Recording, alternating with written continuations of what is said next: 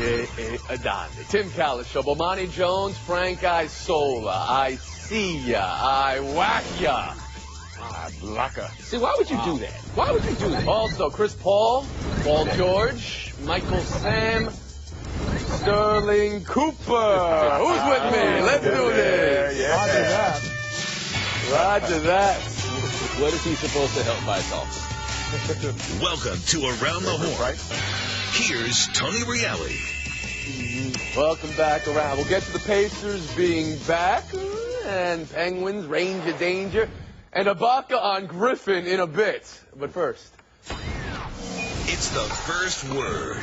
We've seen more of Adonde at Clippers Thunder than on this show lately. Living on camera, Jay. You wrote up today for ESPN.com that yesterday's game, and thus the series, turned on Chris Paul's defense. Chris Paul taking on Durant, forcing the turnovers that led to the enormous comeback, season-saving win. So, do you think yesterday will have a bigger effect on the Clippers or Thunder, Jay?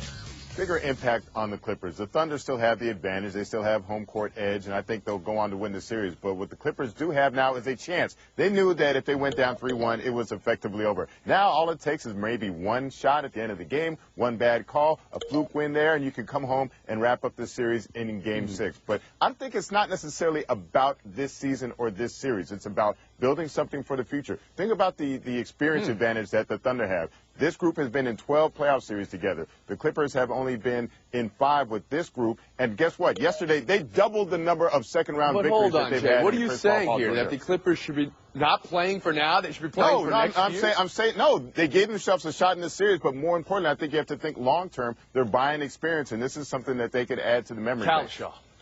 I think it's going to have a pronounced negative impact on the Thunder. We've seen teams blow all kinds of leads, but you're up 16 with 9 minutes to go, and you're that close to thinking you're going to win both games in L.A., and this series is over. You're getting ready for the Spurs at that point.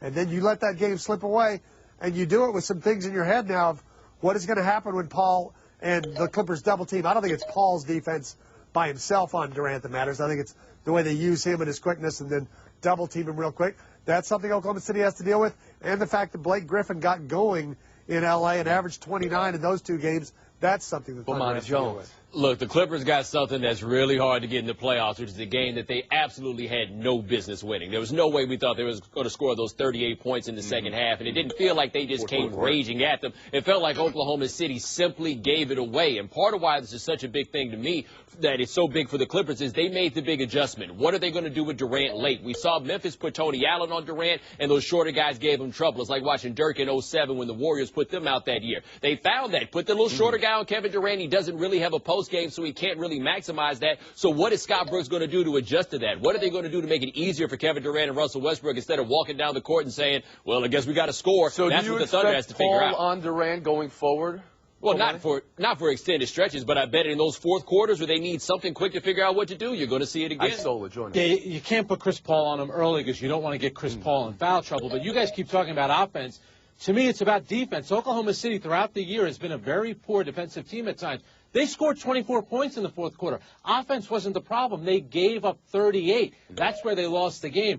Collison, Jamal Crawford, a combined 19 points. That's where the game was won and lost. And, Jay, you guys kill me out in L.A. You hold the Lakers to a certain standard, but the Clippers, if they lose, it's okay. Their time is now. Chris Paul has never been to a conference final. Chris Paul needs to win now. They're not supposed to win this series, though, Frank. They're the lowest. Jay, you keep on saying that like the Clippers weren't the 3 seed in the West. And guess what? If they win this series, they're not going to beat the Spurs. But it's building toward the future. And for the immediate present, what they learned yesterday is the power of defensive stuff. This is something that we hadn't seen. We've never seen this team look like a championship team on defense. They bore a resemblance yesterday. And what the Thunder need to do to counter it. I wouldn't give up on the Clippers if I was the Clippers. I mean, I think if they win this series, they have a chance to compete with San Antonio. I mean, right now, they're getting a lot from their bench. That helps. In fairness to J.A., they are the clear number 3 team in that conference. This is the first year of the Doc Rivers era. However, we all peep game. You're being a little patronizing to the Clippers because, you know, they're the Clippers. I saw the last word. Blake Griffin was 3rd in the MVP. Chris Paul, everyone was calling him the best point guard in the NBA. So you're all going to pick the Clippers bench. now. That team is built to win now. Plus, they brought in Doc Rivers, not for the future, for right now. Jay, The Thunder, yeah, they were a better team. So the Clippers are the champion. You're all saying the Clippers should win the championship? Is that what you're saying? Do you pick the Clippers to win the championship? A lot of people did the Clippers. I could never do that. But just when you started answering this question, Jay, you immediately ruled out the Clippers' chance of winning this series. No, I didn't. I said they gave themselves a chance, but I said even if they didn't, they've benefited from this. Will help them in the long term. Who called the code red? We got kind of loud there. All right, we're going to move on. Cooler heads will prevail. And at least the Clippers have nothing hanging over their heads right now, right? Record skip. Shelley Sterling. Barbara Walters. She's taken to calling herself co-owner the last couple of days. Says a divorce is coming and expects the team. Donald Sterling. First public comments with Anderson Cooper. I'm a good member who made a mistake, and I'm apologizing, and I'm asking for forgiveness. Am I entitled to one mistake? It's a terrible mistake, and I'll never do it again. Did you apologize to him? Or? Well, if I said anything wrong, I'm sorry. What am I going to say? Has he done everything he can do to help minorities? I don't think so. That interview, full on AC 360 tonight on CNN. Hearing those excerpts, Bomani, your reaction? I mean, what in the world makes either one of them think they're going to make anything better by talking? What could either one of those Sterling say that would improve their situation? And how did Donald Sterling not figure out by now the last thing he needs to do is say something bad about Magic Johnson? People don't like it when he does that. Look, all of this now has gotten past the point of significance. They made their decision on what they want to do with the NBA, that is, in order to make this public relations nightmare go away. The Sterlings don't want it to go away. They want to keep that team. They're going to try to find a way. But ultimately, what is either of them going to say that's going to change anybody's minds? We know who they are. We know what they're about. It's just a matter of whether or not the league's going to have the strength to be able to take that team away from Frank Isola. You know, it's right out of the, media relations crisis handbook 101. You try to look sympathetic. You apologize. To me, he looked very pathetic, and Bomani is right. You know, you want to score points and go after an L.A. icon, you attack J.A. Adonde. If you want to go after Magic Johnson, you're going to be in a lot of trouble, and I don't know why he went down that road. What has Magic Johnson done for minorities? Listen, on the one hand, the wife is saying that he's suffering from the early stages of dementia, but you know what? To me, he's a bit crazy like a fox because he wants to come across as a pathetic, sympathetic figure, and it's not going to work. Tim Calishaw. I think there might be a way to fight this argument on their side and at least get some sympathy. I don't think either one of them have figured out how to do that. There is some good news hidden in this interview because at one point Donald Sterling comes to the conclusion and he says, what good would it do for me to ask my partners to spend millions of dollars fighting this thing? So maybe he's not, but that's going to get lost because of his idiotic comments about Magic Johnson. Adonde. Yeah, starting with the Magic comments, I mean, Donald Sterling could maybe do some research and see that the movie theaters and the Starbucks, for example, that Magic Johnson opened in neighborhoods that didn't have such amenities, the minorities that Magic Johnson employed at those venues, the people that he sent to college with scholarship programs, the AIDS awareness programs, everything he's done.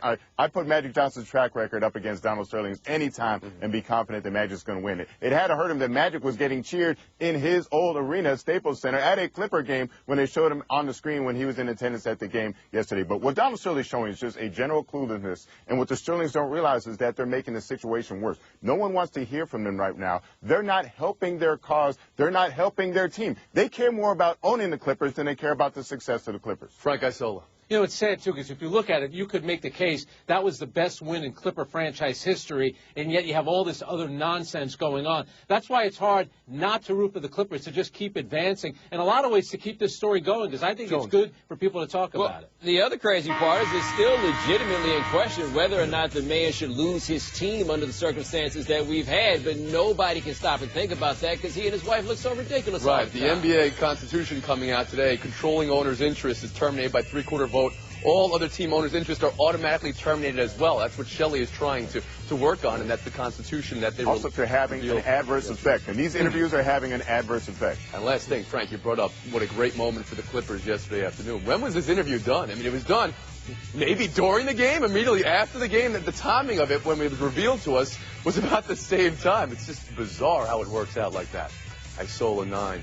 Calishaw 8, Jones 7, Adonde 1. We're taking a break. Buy or sell next. And coming up, Pacers slide over. Manziel's future Gordonless. And Ibaka's punch accidental? See, that's what I'm talking about, Tony. What do we have to do to make this stop? I didn't actually hear you say. Buy or sell. The last time the Indiana Pacers won 3 in a row before last night was 2 months ago. But the comeback yesterday and George's second half and Hibbert's last couple of minutes, plus the final minute where everybody looked like they were playing on ice with hamburger helper gloves on. All good with the Pacers now, Adonde? Yes, sir. Paul George, 39 points, playoff career high. He's now scored 20-plus in 8 playoff games. He's coming around. Roy Hibbert coming around as well. Yes, a lot of this was the Wizards' miscues at the end, but the Pacers have righted him. Kalishaw? Yeah, I think George looks like he was in the MVP discussion in January. Then in April we were laughing, and why did we ever think that? Now he's playing that way again, and the reason they're back in it is because they all defend and they all gain a certain confidence from the way they're playing defense right now. Look, Paul George is playing better, but the reason that they're in it is that they're playing the Wizards. The Wizards were certainly complicit in their destruction, and you look at the way the Pacers have played, going down by 19. The biggest reason why they won that game yesterday is who they were playing against. Isola? Yeah, John Wall did not play well, but for a fragile team, the Pacers really aren't going along with this. They've won 4 straight road games, 4 straight road playoff games. Then you look at Hibbert, his last 3 games, 19.7, 7.7 rebounds, shooting 65%. I think they're getting it back. And do you agree with the assessment of Kalish and Adonde that it's about the defense, or are you with Bomani more that it's about the Wizards not doing things well offensively? And the Wizards haven't been good at home, and they were up 6 with 5 minutes to go at home. You have to win that game. No punch thrown. One of my teammates pushed me from the back. It was an accident. That's Serge Ibaka's story. He's sticking to it. Last series, Thunder were the beneficiaries of a Randolph punch when he got suspended for Game 7. You buying that this punch was accidental, Kalishaw? What do you think the NBA thinks?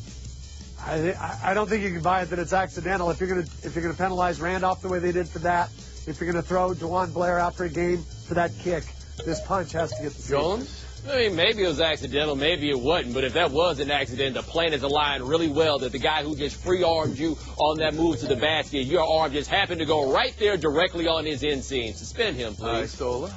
The chalk outline is still there from 14 months ago when Ibaka did the same thing to Blake Griffin. The league is going to look at that. You know, you look at that history, it's hard not to say that he doesn't deserve to be suspended. Yeah, exactly. His right hand seems to have a proclivity for directing itself toward Blake Griffin's groin. And since when do people get pushed from behind and one hand flails forward towards somebody's mid-region? That just happens? With your wrist held like that. Who does that? What kind of basketball play is that, sir? Looking at the scores right now, I'm kind of expecting that from Adonde in about 30 seconds in my direction for the plasma. Recoil. Josh Gordon reportedly facing a long suspension, maybe a season-long suspension from the NFL for another positive drug test for marijuana dating back to 2010. He's reportedly had 5 positive drug tests, was kicked out of Baylor and off Utah's football team, and suspended for 2 games with the Browns. Cleveland says they knew about the impending suspension when they had their draft and when Justin Gilbert, defensive back, and Johnny Manziel, quarterback, in the first round. What are you buying? What are you selling from all that money? Well, I mean, I guess you got to buy the suspension. If you fail a drug test that you know is coming with the weight that was going to come down on Josh Gordon, then you got to take whatever happens to come with it. With the Browns, though, they said they didn't want to jump on their board to get a receiver more highly than he was rated. I don't understand that one at all. And clearly that's something that you needed going into that draft. How they came out without one is beyond me. You know what? This is he's a repeat offender. I just don't like a whole season. You want to suspend him 8 games. I understand that, especially some people do use marijuana for medical uses. You look at the NFL with all these concussions. I don't know. Maybe it's something they should. So you think with a changing climate around the whole country at the moment as well, you think that it's too harsh of a penalty for marijuana? I absolutely think it is. And also, the 2 places where it's legal, Washington and Colorado, those 2 teams made the Super Bowl. Adonde. I'm buying the sports gods having a deep hatred of Cleveland. It's bad enough they had to relive the Jordan shot over Elo with the anniversary last week. Then they're all excited over Manziel. The euphoria doesn't even last 24 hours before they find out that Josh Gordon could be gone for the year. I'm selling that a positive marijuana test is ever worth a year's suspension. I don't care if it's your 2nd, 3rd, or 5th. I'm selling even more the Browns' failure for 2 days to pick up a wide receiver anywhere between rounds 2 and 7. This was a great draft for wide receivers. They could have got some help. They passed. October 17, Kalisha 15, Jones 14, Adonde 6. First to go, Jay, what's the last word? I'm suddenly liking the Clippers' chances to advance a lot more than my chance to advance in this show. But I'll be awaiting all of your Clipper championship picks. I'll just be sitting here frozen waiting. Now figured out that you was about Nobody's saying what you said was inaccurate. It was just the way you delivered the news. Out of bounds is next. Coming up. The pick, the kiss, the cake. Marshall Henderson's psychological study. How Michael Sam and sports and the world reacted. Next.